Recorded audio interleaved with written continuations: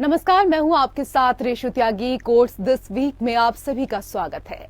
इस बुलेटिन में अगले आधे घंटे में हम आपको इस हफ्ते कोर्ट से जुड़ी बड़ी खबरों से रूबरू करवाएंगे। तमाम कोर्ट की कार्यवाही और सुप्रीम कोर्ट से लेकर हाई कोर्ट और लोअर कोर्ट्स तक के फैसलों को आपके सामने रखेंगे। तो आइए शुरू करते हैं कोर्ट्स दिस वीक।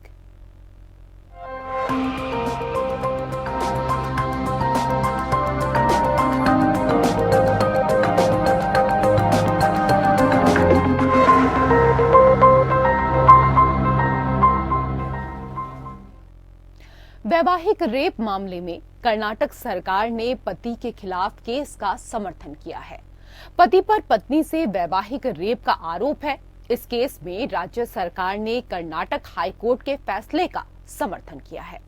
राज्य सरकार ने सुप्रीम कोर्ट में हलफनामा दायर किया है और आईपीसी की धारा 376 के तहत पति के खिलाफ आरोप बरकरार रखा। सरकार ने आईपीसी की धारा 375 की उपधारा 2 को चुनौती दी है, जिसमें वैवाहिक रेप केस में पति को राहत दी जाती है।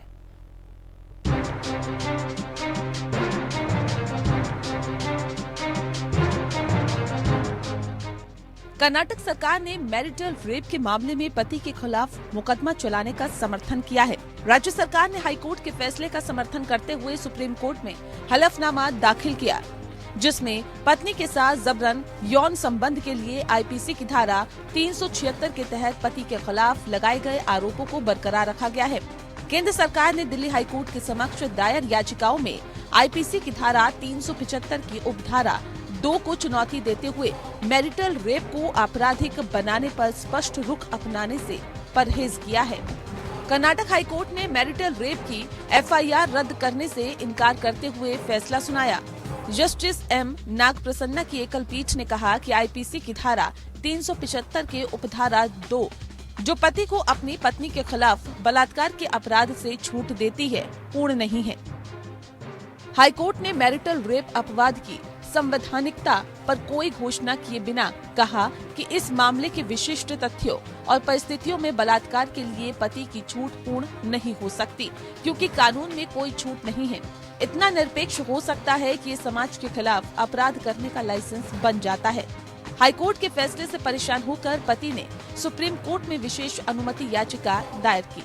राज्य द्वारा दायर हलफनामे में कहा गया कि कर्नाटक हाईकोर्ट अपनी पत्नी के साथ कथित रूप से बलात्कार करने के लिए व्यक्ति के मुकदमे का आदेश देने के अपने फैसले में सही था। इसमें आगे कहा गया कि आरोप अंततः टिकता है या नहीं, ये ट्रायल का विषय है और आईपीसी के तहत पतियों को प्रदान की गई मैरिटल रेप के खिलाफ प्रतिरक्षा के बावजूद इस मामले में आरोपी को इस स्तर पर दोष मुक्त नहीं किया जा सकता। हलफनामे में जस्टिस जेएस वर्मा समिति द्वारा अनुशंसित सुझावों का भी प्रावधान है, जिसे आपराधिक कानूनों में संशोधन प्रस्तावित करने के लिए स्थापित किया गया। समिति ने लगभग 80,000 सुझाव प्राप्त किए और 2013 में अपनी 644 पृष्ठ की रिपोर्ट को अंतिम रूप दिया, जिसमें प्रस्ताव दिया गया कि मैरिटल रेप के अपवाद को हटा दिया जाए और कानून को ये निर्दिष्ट करना चाहिए कि अपराधी या पीड़ित के बीच वैवाहिक या अन्य संबंध वैध बचाव नहीं है। इस मामले को मैरिटल रेप को आपराधिक बनाने की दलीलों में दिल्ली हाई कोर्ट के विभाजित फैसले को चुनौती देने वाली याचिकाओं के साथ जोड़ दिया गया। इससे पहले पूर्व justice N V. Ramana, justice Krishna Murari और जस्टिस हिमा कोहली की सुप्रीम कोर्ट के खंडपीठ ने हाई कोर्ट के फैसले पर अंतरिम रोक लगाने का आदेश पारित किया था। Bureau report. और उधर सुप्रीम कोर्ट में केंद्र आईआईटी को अध्यापकों की नियुक्ति और रिसर्च डिग्री प्रोग्राम में एडमिशन में 2019 अधिनियम के अनुसार आरक्षण की अनुमति देने का निर्देश दिया है। याचिकाकर्ता ने अपनी याचिका में कहा था कि आईआईटी में फैकल्टी सदस्यों की भर्ती के लिए पारदर्शी प्रक्रिया का पालन नहीं किया जा रहा है, जिससे संस्थान में गैर योग्य उम्मीदवारों में प्रवेश किया है।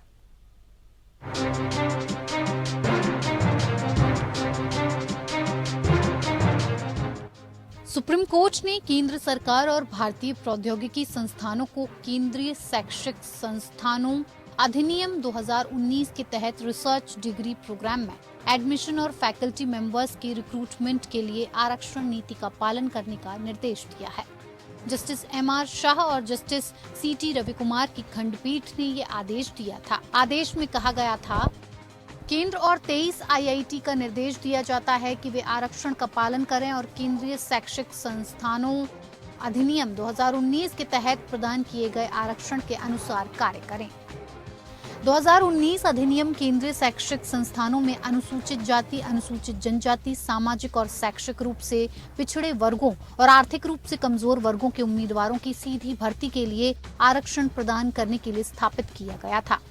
न्यायालय 2021 में सच्चिदानंद पांडे द्वारा दायर एक याचिका पर विचार कर रहा था, जिसमें प्रतिवादियों को रिसर्च डिग्री प्रोग्राम में प्रवेश और आईआईटी के फैकल्टी की भर्ती में आरक्षण नीति का पालन करने का निर्देश देने की मांग की गई थी। Advocate on record Ashwini Kumar Dubey के माध्यम से दायर याचिका के अनुसार आईआईटी एससी के लिए 15%, एसटी के लिए 17% और ओबीसी के लिए 27% की सीमा तक परिकल्पित 2019 अधिनियम की आरक्षण नीतियों का उल्लंघन कर रहे हैं। कोर्ट की ओर से उत्तरदाताओं से जवाब मांगे जाने के बाद आईआईटी की ओर से केंद्र सरकार ने एक जवाबी हलफनामा दायर किया, जिसमें कहा गया कि 2019 के अधिनियम के अनुसार आईआईटी सहित सभी केंद्रीय शैक्षणिक संस्थानों में आरक्षण प्रदान किया जा रहा है। याचिकाकर्ता का मामला था कि आईआईटी में फैकल्टी सदस्यों की भर्ती के लिए पारदर्शी प्रक्रिया का पालन नहीं किया जा रहा, जिससे संस्थान में गैर योग्य उम्मीदवारों में प्रवेश किया है, जिससे भ्रष्टाचार, पक्षपात और भेदभाव बढ़ने की आशंका है, जिससे भारत की आंतरिक रैंकिंग और तकनीकी विकास प्रभावित होगा। याचिका में ये भी कहा गया है कि रिसर्च प्रोग्राम में प्रवेश लेने और आईआईटी संकाय सदस्यों की नियुक्ति की वर्तमान प्रक्रिया पूरी तरह से असंवैधानिक, अवैध और मनमाना है। याचिका में आरक्षण मानदंडों के उल्लंघन के कारण गैर निष्पादित संकाय की नियुक्ति को रद्द करने और एक पारदर्शी भर्ती नीति तैयार करने की भी मांग की गई है। Bureau report, APN news. और उधर प्रधान न्यायाधीश डीवाई चंद्रचूड़ ने कहा कि 19 दिसंबर से 1 जनवरी तक सुप्रीम कोर्ट में अवकाश रहेगा। इस दौरान सुनवाई नहीं होगी। सीजेआई ने साफ किया कि अगर जरूरत हुई तो एक बेंच अर्जेंट मसले सुन सकती है।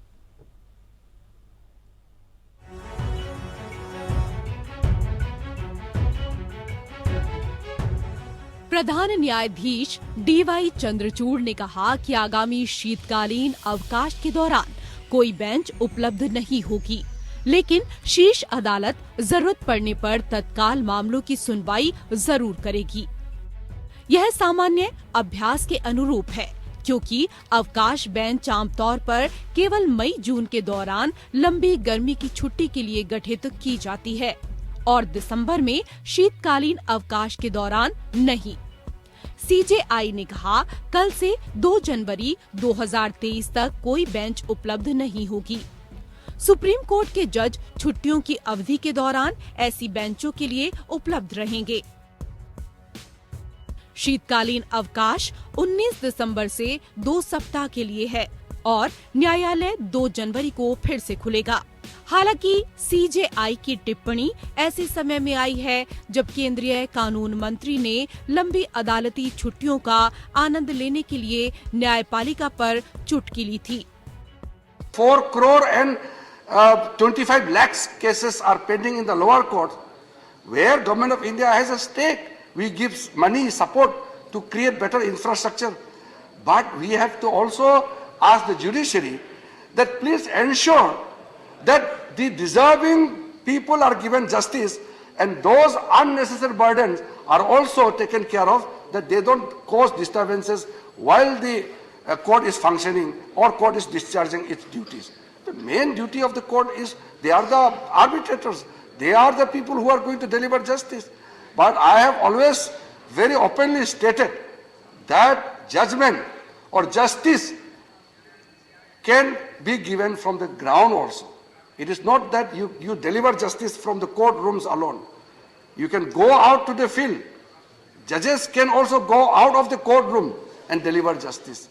संसद में सरकार अदालतों की छुट्टियों को न्यायपालिका का विशेष अधिकार बताती है, लेकिन मौके बेमौके ज्ञान देने से भी बाज नहीं आती है।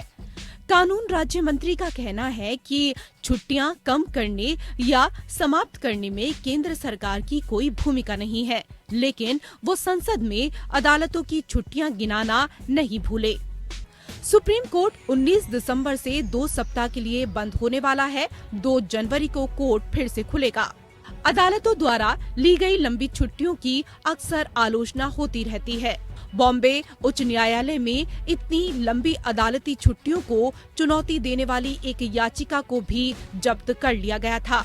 सच्चाई ये है कि सुप्रीम कोर्ट के दरवाजे हमेशा अर्जेंट मामलों के लिए खुले रहते हैं। कभी भी किसी भी मामले में अर्जेंसी होने पर मामला वेकेशन रजिस्ट्रार के समक्ष मेंशन किया जा रहा है। मामला वेकेशन रजिस्ट्रार के समक्ष मेंशन किया जा सकता है।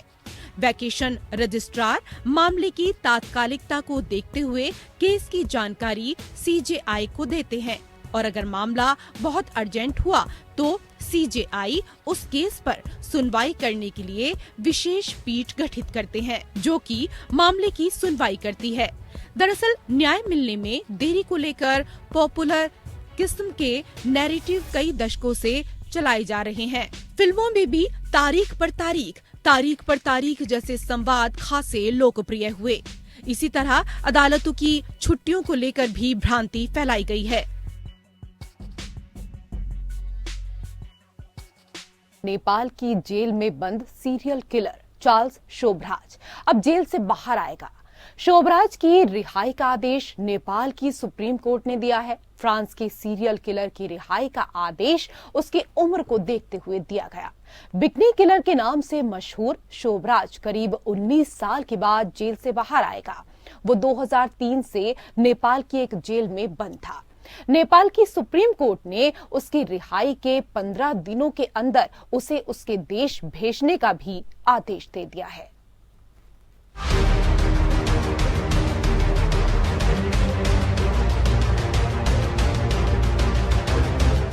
करीब 19 सालों से नेपाल की जेल में सजा काट रहे French serial killer Charles Sobhraj को नेपाल के सुप्रीम कोर्ट ने रिहा करने का आदेश दिया है।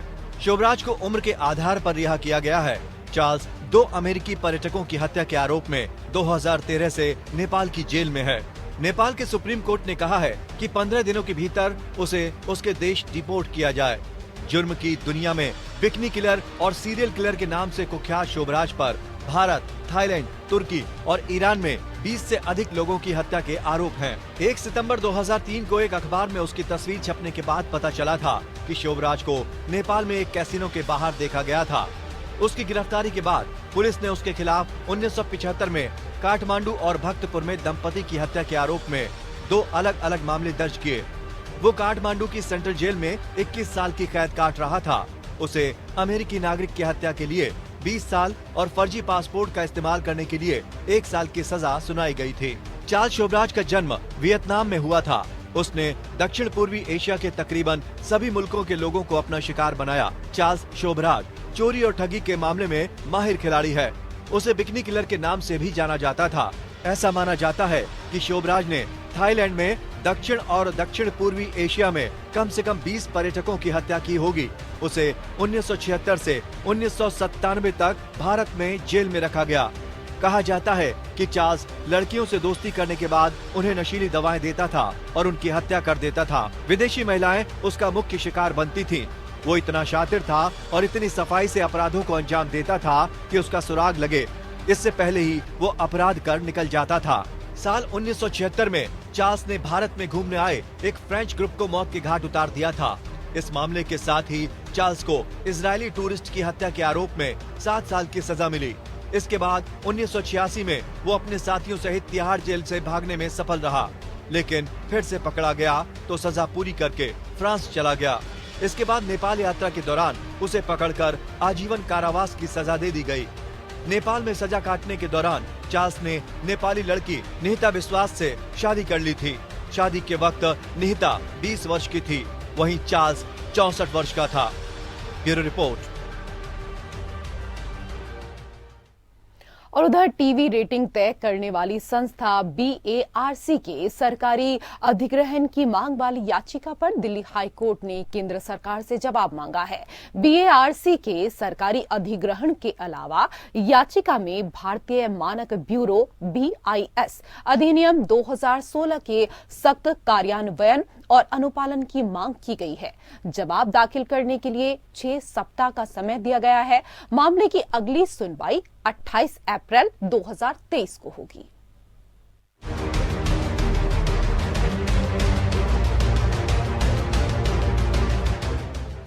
बार यानी BARC और दर्शकों के देखने के आधार पर रेटिंग तय करने वाली संस्थाओं को भारतीय मानक ब्यूरो या BIS द्वारा अधिग्रहण किए जाने की मांग करते हुए दाखिल याचिका पर दिल्ली हाई कोर्ट ने नोटिस जारी किया है।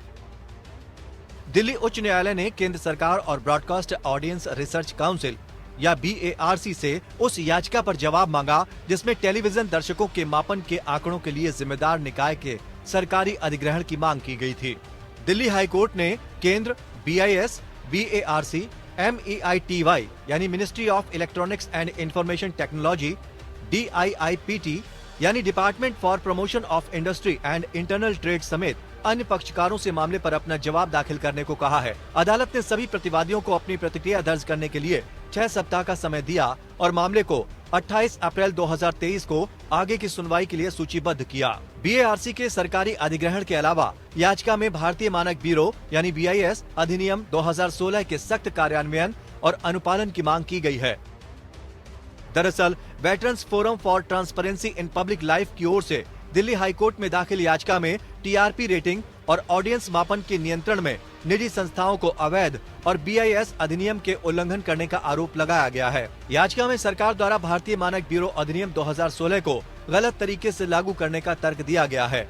याचिका में तर्क दिया गया है कि भारतीय मानक ब्यूरो 2016 के अधिनियम स्पष्ट रूप से कहता है कि एक सरकारी निकाय के रूप में BIS सामानों, लेखों, प्रणाली और सेवाओं के मानकीकरण के लिए जिम्मेदार है, जिसमें दर्शकों की रेटिंग सेवाएं भी शामिल होनी चाहिए।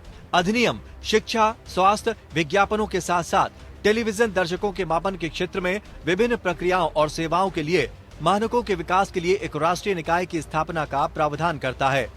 जनहित याचिका में तर्क दिया गया कि वर्तमान में इन कार्यों को अराजकता और भ्रष्टाचार के लिए अग्रणी निकायों द्वारा किया जा रहा है, जो बड़े पैमाने पर जनता और दर्शकों को प्रभावित कर रहा था। उच्च न्यायालय के समक्ष पहले दायर इसी तरह की याचिका का निस्तारण किया गया था, जिसमें केंद्र सरकार को एक प्रतिनिधित्व के रूप में निर्णय लेने का निर्देश दिया गया था। हालांकि अदालत को बताया गया कि सरकार ने इस संबंध में कोई कार्रवाई नहीं की है या कोई सकारात्मक कदम नहीं उठाया है। Bureau report. और उधर इलाहाबाद उच्च न्यायालय ने पूर्व केंद्रीय गृह राज्य मंत्री और बीजेपी नेता स्वामी चिन्मयानंद को रेप के एक मामले में अगली सुनवाई तक के लिए अग्रिम जमानत दे दी है। कोर्ट ने स्वामी चिन्मयानंद की अर्जी पर सुनवाई करते हुए उन्हें अग्रिम जमानत दी। इस मामले में सुनवाई की अगली तारीख 6 फरवरी 2023 तय की गई है। बीजेपी नेता चिन्मयानंद पर एक छात्रा से रेप करने का आरोप लगाया गया है।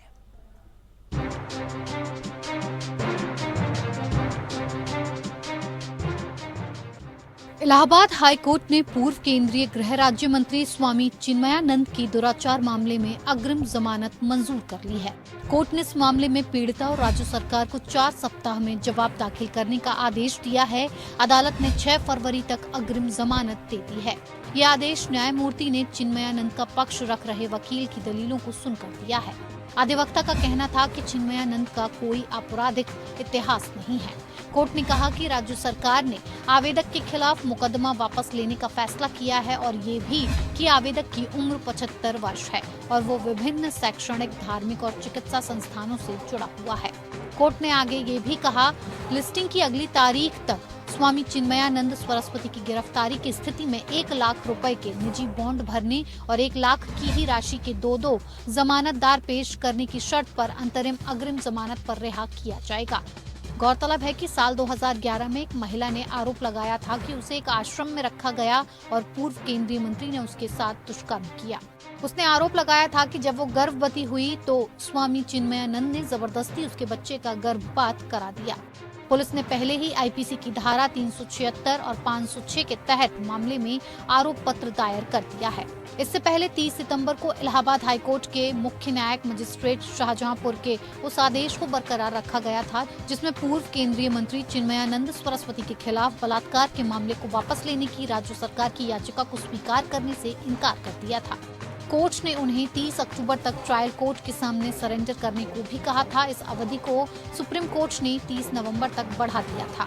हाईकोर्ट का रुख करते हुए उनके वकील ने तर्क दिया कि चूंकि आवेदक को जांच की अवधि के दौरान एक सुरक्षात्मक आदेश दिया गया था, इसीलिए अब उसे मुकदमे की समाप्ति तक अग्रिम जमानत दी जा सकती है, क्योंकि वो लगभग 75 वर्ष की आयु का एक वृद्ध और अशक्त व्यक्ति है। वर्षों से कई बीमारियां हैं।